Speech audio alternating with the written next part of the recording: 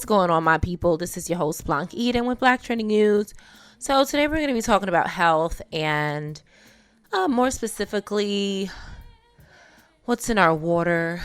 Of course, I cannot cover everything that's in our water, but I do want to cover some important things that I've found, that I've seen recently that really shocked the shit out of me. Like, oh my goodness, like... Okay, so definitely stay tuned for this episode. We're also going to be talking about some nasty drugs that are on your meat that you eat.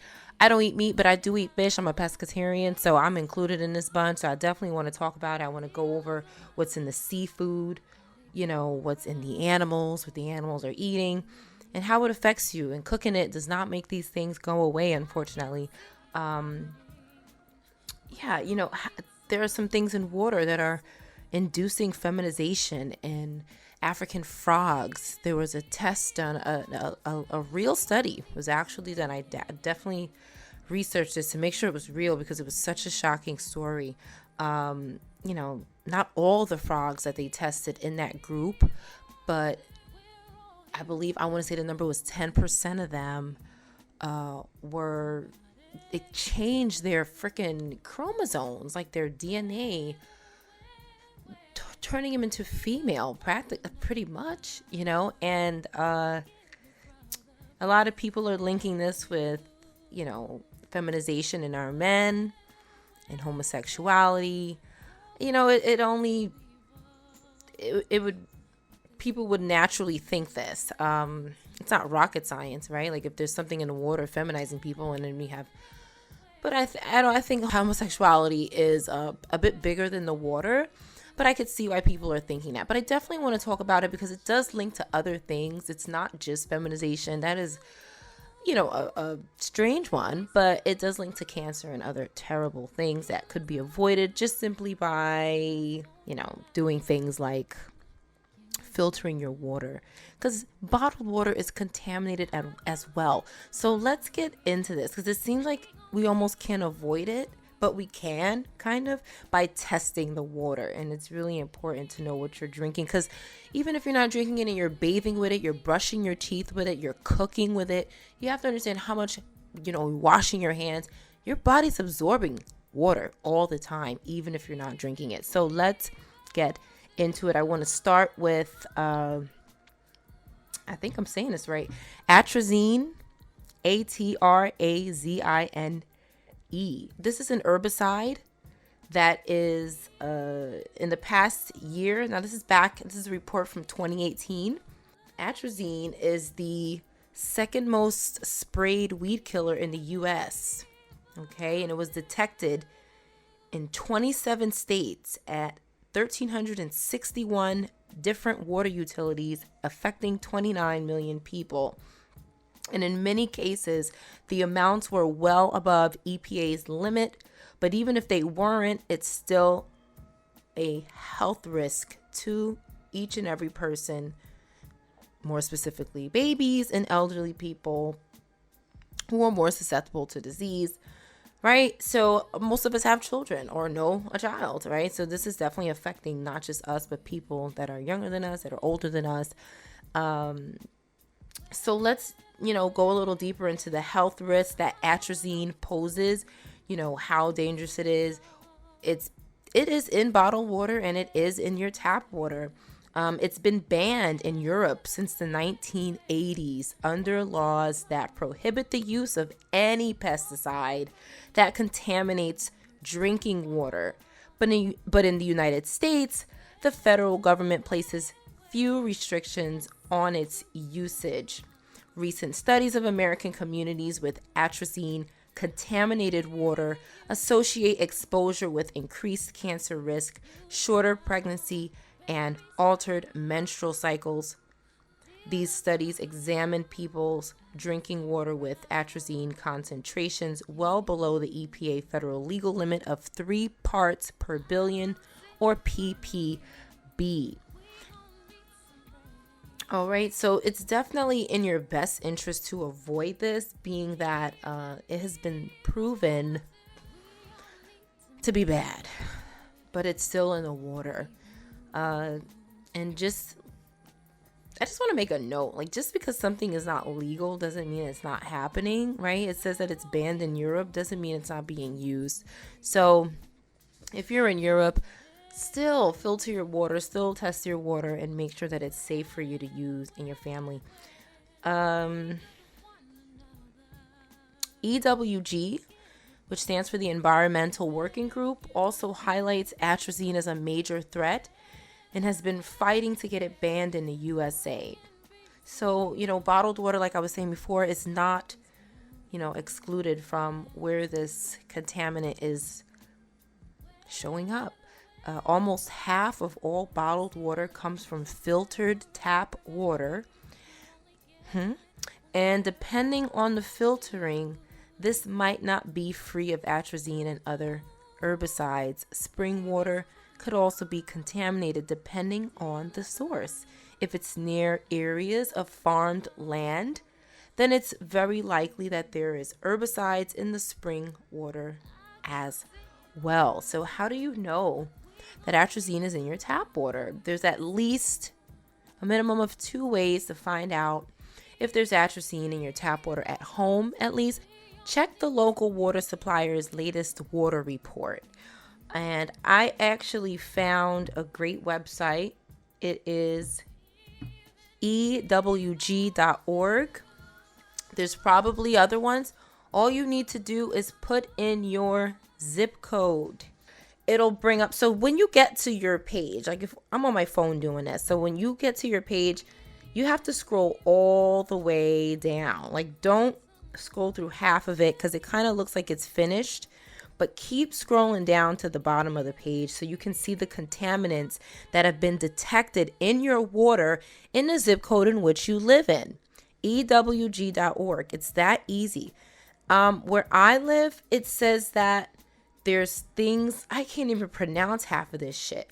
So the ones that have exceeded guidelines: chromium, potential affect cancer, 2.1 times EWG's health guideline.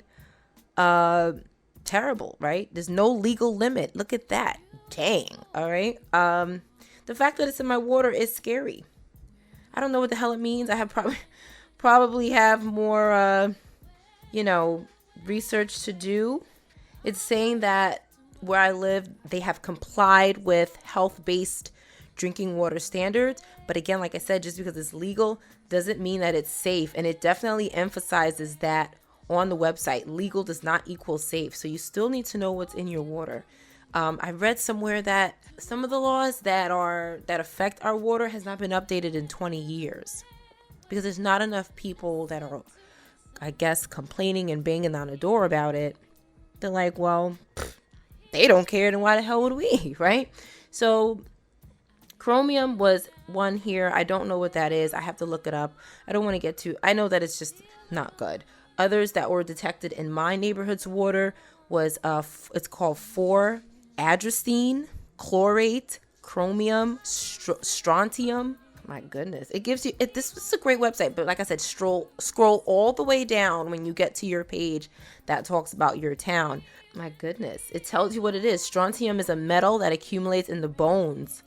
Radioactive strontium-90 can cause bone cancer and leukemia, and any form of strontium at high doses can harm bone health. Come on. There's no legal limit. Basically, this is not good. Okay, it's not good. Very important. I use a filter on my sink, but I don't use one in my shower. I don't use one when I wash my hands, when I wash my face. Most of us don't do this. I do use filtered water when I cook. I try to use it as much as I can. Try not to buy bottled water. Sometimes I do, because it's just, atrazine. What is that? Human sex hormones are sometimes detected at low concentrations in drinking water. There are no current health guidelines to determine whether these exposures are safe or if they could pose a risk to human health. Really? Come on. No legal limit. Okay? And they come from runoff and sprawl. Okay? They even tell you where the pollution is coming from. And the filtering options are reverse osmosis, activated carbon. Okay? So like a carbon filter. It's very easy to avoid these things. Most towns give out free filters, So definitely look for free filters. You shouldn't have to pay for them in many places. Those are just two of the things that I found in my water where I live. So, definitely take advantage of ewg.org. Moving along, a little bit more about this atrazine, I definitely wanted to get into so you understand the seriousness of this. Oh, goodness. I've been using a filter for a really long time because I just said, if I know there's a filter, let me use it, right? I don't know exactly what, but I know that I need to use it because it's here for a reason. So let me just use it. But now I want to dive a little bit deeper and see what it is here. So atrazine is a widely used agricultural weed killer that disrupts hormones, contaminates tap water supplies for about 7.6 million Americans at potentially harmful levels. And this is a report from 2017. Okay. But the federal government is doing little to counter that threat. And again, there are people, organizations, and I'm sure groups that are trying to fight this, but it's hard. It's hard, I'm sure. It's going to take a lot of turning over. Imagine how hard it would be to get rid of these pollutants in the water. It's got to be very hard. And expensive, right? So it's just bringing awareness and protecting yourself with filters and trying your best to not put this stuff in your body.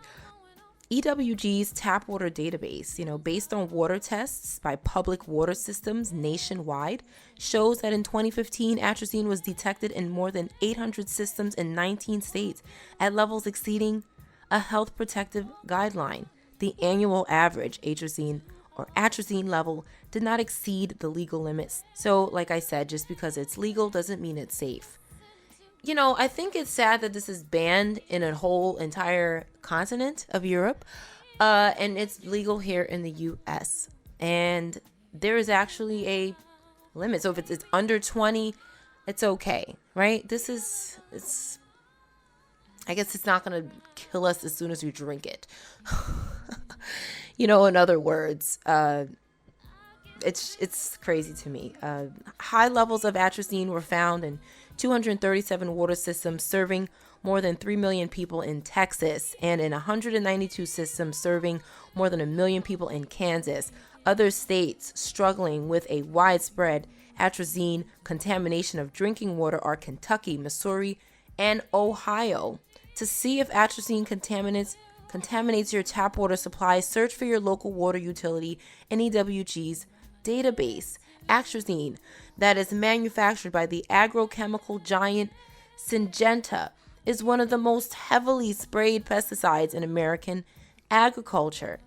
EWG's analysis of data from the U.S. Geological Survey and the EPA for 2014, the most recent year available, found that most of the 70 million to 80 million pounds of atrazine used each year are sprayed on corn during the spring. The highest levels of atrazine in tap water are detected in May and June. Stop eating corn, people. Stop eating corn. In 2012, Syngenta settled a class action lawsuit brought by water utilities in atrazine contamination for $105 million. The settlement money was distributed to communities with the most contamination, but for many systems, even this was too little money to cover costs of long-term water treatment. Atrazine has been banned in Europe since the 1980s. Atrazine harms hormones in people and in wildlife. Tyrone Hayes, who is a biologist at the University of California, Berkeley, has found that atrazine can cause male frogs to become functionally female or hermaphroditic. In humans, atrazine disrupts the male and female hormone systems. Recent studies of American communities with atrazine-contaminated water associate exposure with increased cancer risk, shorter pregnancy, and altered menstrual cycles. These studies examine people drinking water with atrazine concentrations well below the federal legal limit of 3 parts per billion, well below the levels, which is legal. A part per billion is about 1 drop of water in an Olympic-sized swimming pool. In contrast, Scientists at the California Office of Environmental Health Hazard Assessment determined in 1999 that atrazine contamination of tap water above 0.15 ppb increases the lifetime risk of developing cancer. So this is what I am saying. You won't drop dead as soon as you drink a glass of water, but who knows over how much time this can take. Joining us from the campus TV station right now in Berkeley. Welcome to Democracy Now! Can you tell us what happened to you, how you were originally tied to Syngenta, the research you did, and what prevented you from originally publishing it? Well, here at Berkeley, I was a new assistant professor. I was already studying the effects of hormones and the effects of chemicals that interfere with hormones on amphibian development. And I was approached by the manufacturer and asked to study the effects of atrazine, the herbicide, on frogs. And after I discovered that it interfered with male development and caused males to turn into females to develop eggs, the company tried to prevent me from publishing and from discussing that work with other scientists outside of their panel. What was the process within the company as you raised your findings? What was their immediate reaction to what you had come across? Well, initially they seemed sort of supportive. We designed more studies, we designed more analysis, and they encouraged me to do more analysis. But as the further analysis just supported the original finding, they became less interested in moving forward very quickly, and eventually they moved to asking me to manipulate data or to misrepresent data, and ultimately they told me I could not publish or could not talk about the data outside of their closed panel. And Professor Hayes, talk about exactly what you found. What were the abnormalities you found in frogs, the gender-bending nature of this drug, atrazine? Well, initially we found that the larynx, or the voice box, in exposed males didn't grow properly. And this was an indication that the male hormone testosterone was not being produced at appropriate levels.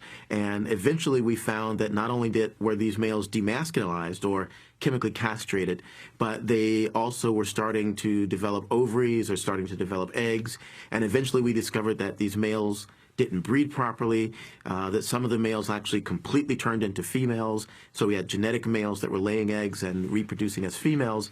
And now we're starting to show that some of these males actually show, I guess, what we'd call homosexual behavior. They actually prefer to mate with other males. And so where did you go with your research? Well, eventually what happened was the EPA insisted that, the Environmental Protection Agency insisted that the manufacturer release me from the confidentiality contract. And we published our findings in pretty high-ranking journals such as Proceedings of the National Academy of Sciences. We published some work in Nature. We published work in Environmental Health Perspectives, which is a journal sponsored by the National Institutes of Health. And when did you begin to get a sense that the company was organizing a campaign against you? What were the signs that you saw post the period when you published your findings? Before we published the findings and before the EPA became involved, the company tried to purchase the data. They tried to give me a new contract so that they would then control the data and the experiments. They actually tried to get me to come and visit the company to get control of those data. And when I refused, I invited them to the university. I offered to share data, but they wanted to purchase the data. And then they actually, as mentioned in a New York article, they actually hired scientists to try to refute the data or to pick apart the data, and eventually they hired scientists to do experiments that they claim refuted our data, and then that escalated to the company, actually, Tim Pasteur in particular, and others from the company coming to presentations or lectures that I was giving to make handouts or to stand up and refute the data, and eventually it even led to things like threats of violence. Tim Pasteur, for example, before I would give a talk, would literally whisper in my ear that he could have me lynched, or he would, quote, said he would send some of his good old boys to show me what it's like to be gay, or at one point he threatened my wife and my daughter with sexual violence. He would whisper things like, "Your wife's at home alone right now. How do you know I haven't sent somebody there to take care of her? Isn't your daughter there?" So eventually it really slipped into some, pretty scary tactics.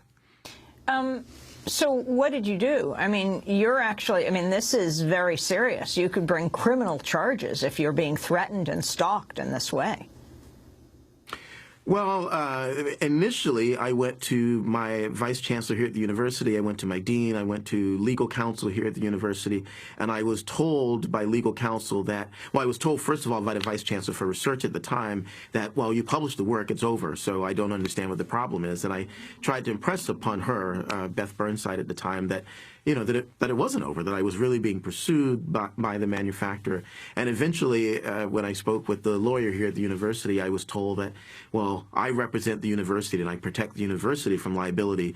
You're kind of on your own. And I remember I looked at him and I said, but the very university, from the Latin universitas, is a collection of scholars, of teachers and students. So who is this entity, the university, that you represent that doesn't include me?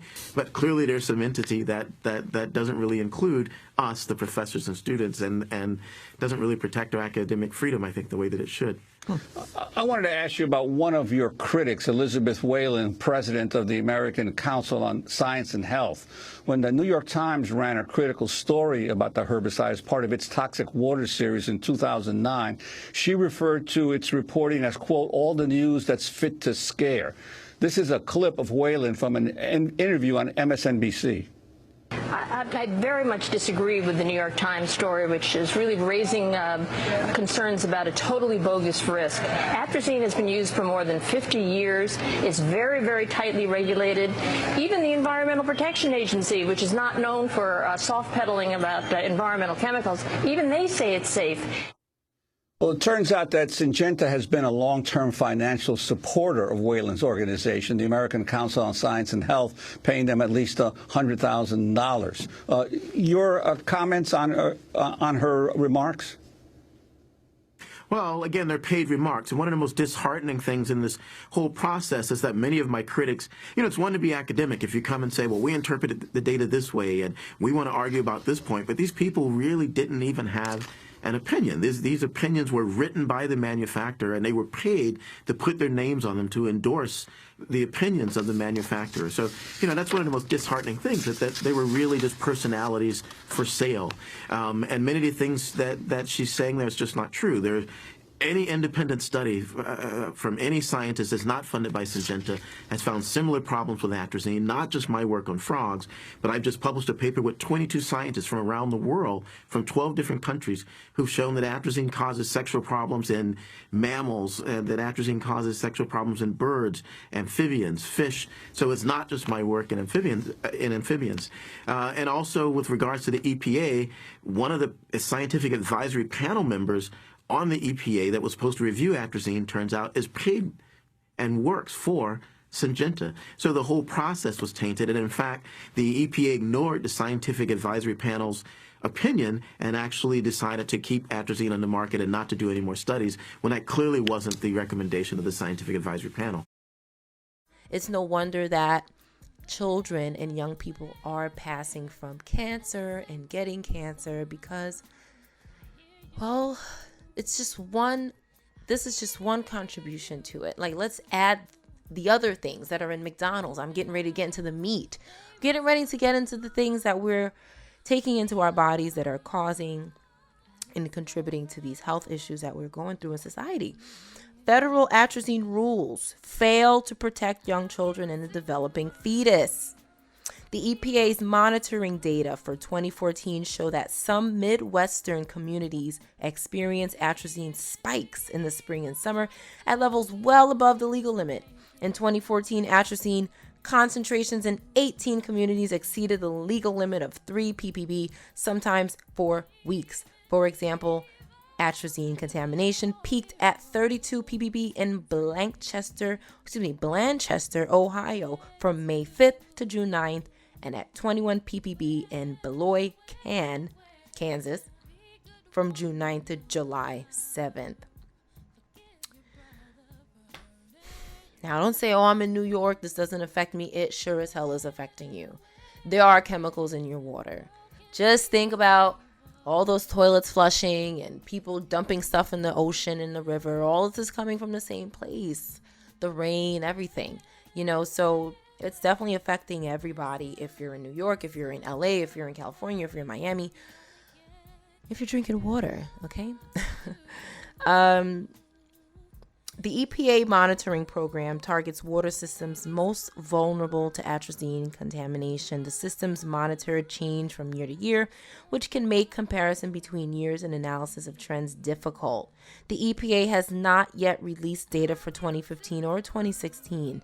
Information should be immediately released to let families, utilities, and regulators know if their communities are at risk of exposure to unsafe levels of this pesticide and many more. Again, I'm just focusing on this one today. There are so many, like I read before, the report from my town that's in my water. Put in your zip code at ewg.org. Put it in and find out what's going on in your water. Okay. Let's get into the 6 nasty drugs that are on your meat. All right, so an article from Alternate. Everybody knows about big pharma, pharmaceuticals. Those are for the people. Now, what about animal pharma, which exists? The animal drug division within drug companies that sell livestock drugs by the ton. Unlike people pharma, many animal pharma drugs do not require a prescription or a veterinarian.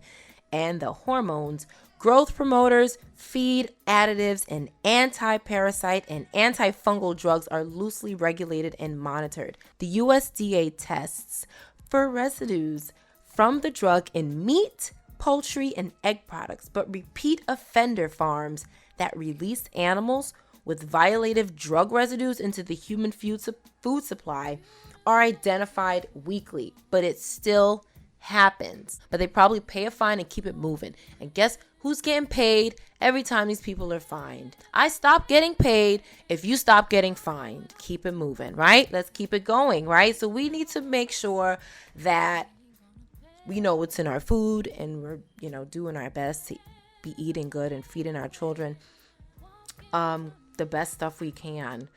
Personally, I just don't want it anymore. I stick with the fish, but we're going to get into the seafood in a second because it's, the fish is not flawless. Unfortunately, there's stuff in the fish too. Among the drugs found in beef released to the public in a USDA Inspector General report were penicillin, the antibiotics fluorphenicol, sulfamethicine, and sulfadimethoxine, the anti-parasite drug ivermectin, the non-steroidal anti-inflammatory drug flunexin, and heavy metals. Some drug-contaminated meat was released into the human food supply, and there was no attempt at a recall, says the report. There you go. The highest of all veterinary drug residues are found in Bob veal, which are calves under 3 days old that weigh only 70 to 100 pounds, says the USDA Inspector General report. Because farmers are prohibited from selling milk for human consumption from cows that have been medicated with antibiotics, as well as other drugs, until the withdrawal period is over. So instead of just disposing of this tainted milk, producers feed it to their calves. Wow, what a loophole, right? When the calves are slaughtered, the drug residue from the feed or milk remains in their meat, which is then sold to you, the consumer.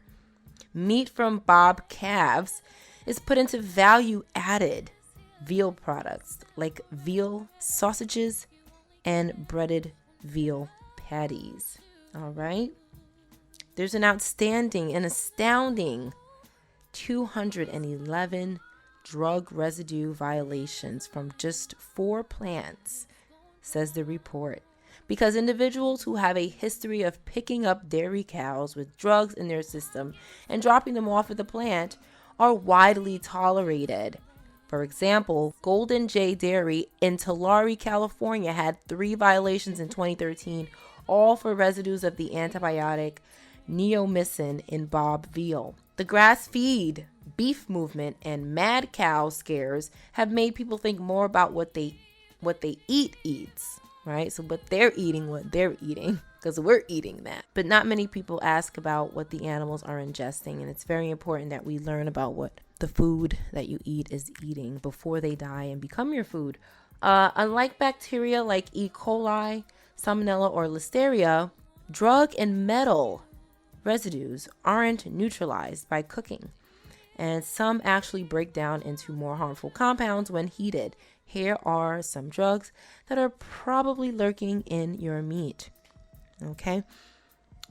Antibiotics, ractopamine, and worse, hormones, pesticides, drugs in seafood, and parasite drugs.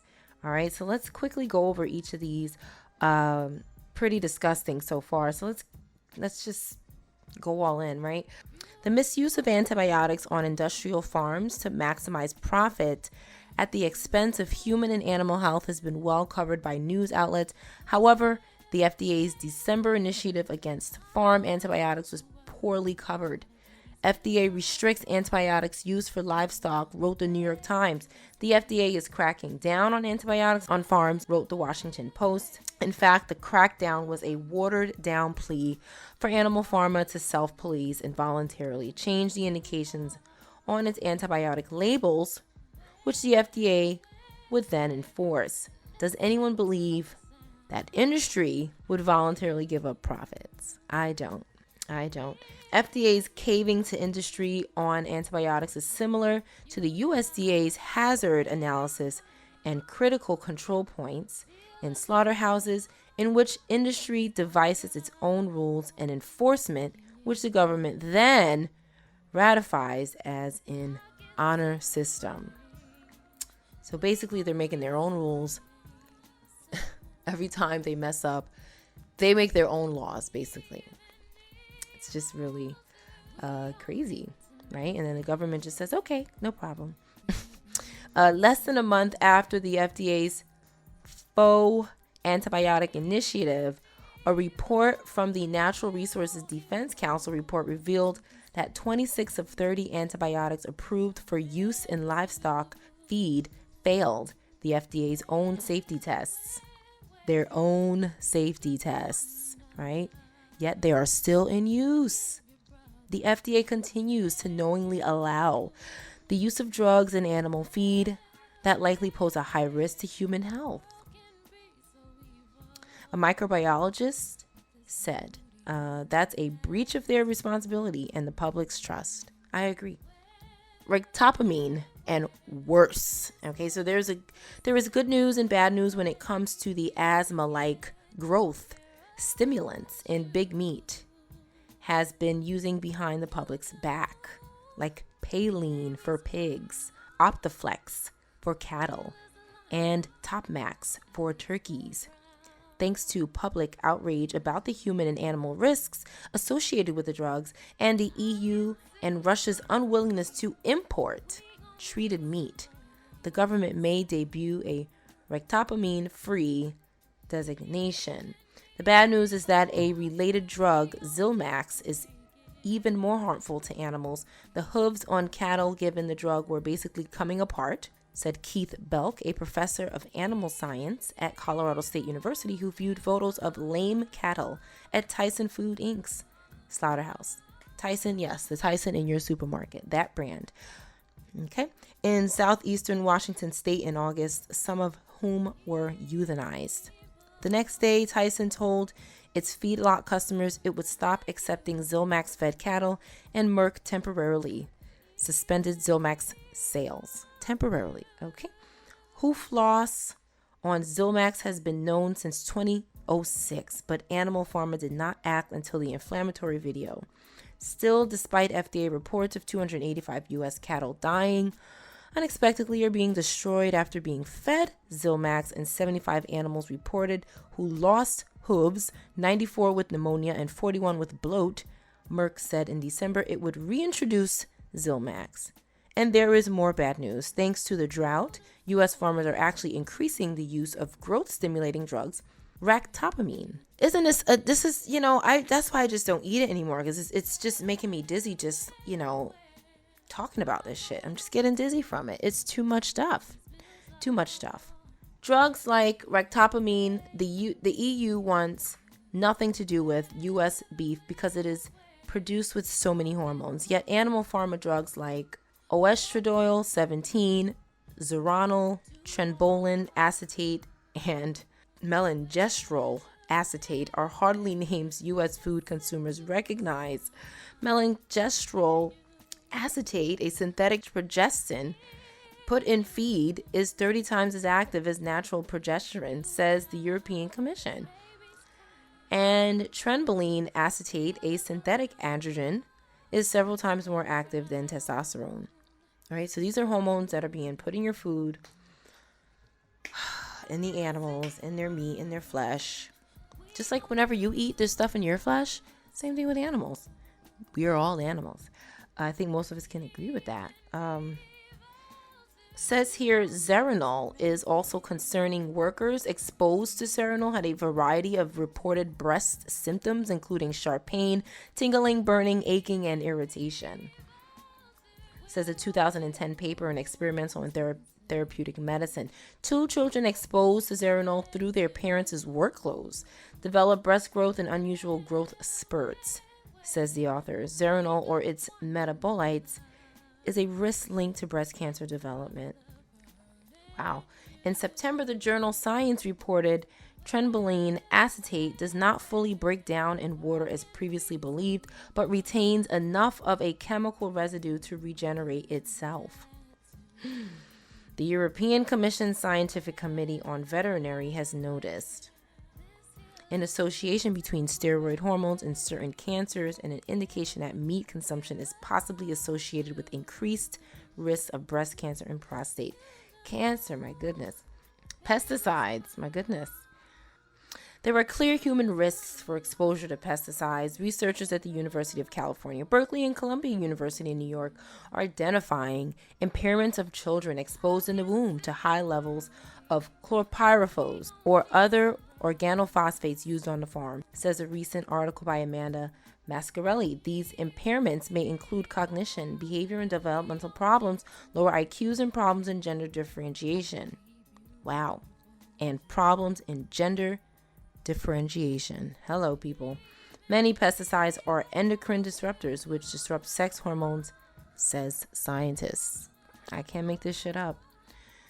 Drugs and seafood. There were a time when people thought seafood was safer or more pure. Wrong, right? In 2007, representatives from 17 countries on 5 continents decreed the antibiotics, hormones, pesticides, and other chemicals that are used in the various phases of shrimp production and the attendant environmental degradation, loss of biodiversity, loss of people's livelihoods, cultural diversity and security, and violation of human rights, including murder. My goodness. There's another fish drug problem closer to home. Fish in the St. Lawrence, the major waterway connecting the Atlantic Ocean to the Great Lakes, are under the influence of antidepressants like Prozac, thanks to the huge amount of the population taking the drugs and excreting them into the sewage system. My goodness. So shrimp and fish, huh? Pesticides, and that is a fish-killing chemical like chlorine. Oh my goodness. Borax and caustic soda. What is that? My goodness. Heavy doses of urea, superphosphate, and diesel. Wow. That's what our seafood is exposed to. So it's all bad, I guess. Pay attention to your body, people. Pay attention to what your body is telling you. When it tries to tell you something, listen to it. If you eat something and your body's like, stop eating that shit. All right. The last one here, parasite drugs, which is disgusting. Do you know what a parasite is? Oh my goodness. They are disgusting. Flat, slow-moving green things. 3/4 of an inch long, can fit anywhere in your body. Okay. And it gets into the cow's drinking water. All right. They grabbed the U.S. inspected and condemned stamp, stamped the liver, stamped the meat, or whatever it is, signifies to the workers downstream that the liver is not suitable for human consumption, but is okay for things like cat food, for example, or dog food. So this is when I say it's not just us, it's not just children, it's also your pets. I love my pets. I'm sure you love your pets too. They're eating this shit. They're just feeding it to everybody, right? Few people realize that cattle, they host liver flukes, eye worms, lung worms, stomach worms, thin-necked intestinal worms, and whipworms. But the parasiticides that kill them are also alarming. This product should not be applied to self or others because it may be irritating to human skin and eyes and absorbed through the skin, says the label for the widely used ivermectin. To minimize accidental skin contact, the user should wear a long sleeve shirt and rubber gloves if it accidentally contacts your skin. Wash immediately with soap and water. That sounds pretty damn bad, right? Doesn't sound as scary as the other ones, but still, right? Here you are experiencing symptoms, and here they are calling your symptoms something else. So this is what you have, when in actuality it's the food that you're eating. It's not a disease. If you stop eating food, you probably stop having symptoms. Hello, people. So we're at about 40 minutes here. I'm going to say bye. I hope that this video helped you, and if you like it, share it, subscribe.